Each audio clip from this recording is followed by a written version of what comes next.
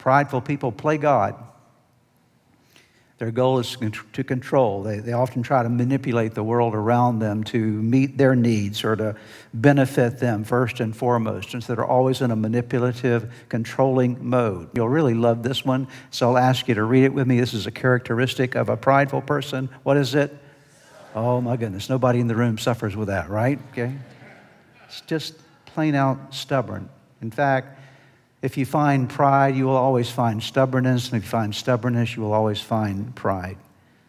And stubbornness is really all about refusing to admit, refusing to own, refusing to acknowledge, refusing to change.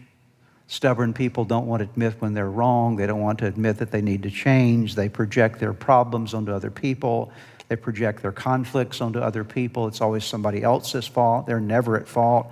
They never really own up to the responsibility of their actions and their attitudes. Why? Because, again, they're too stubborn to do so. And the last one I will mention, prideful people are judgmental. Judgmental toward other people, contemptuous and judgmental of other people.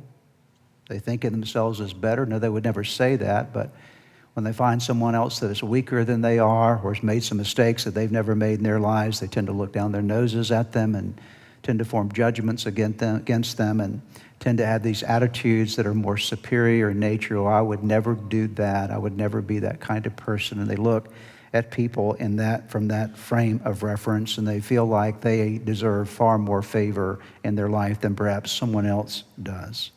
Now, if we were to go back and review all 8 of those words that I just gave you a moment ago, or words that I gave you a moment ago, would you agree with me that it's quite obvious that this kind of life is not very fun?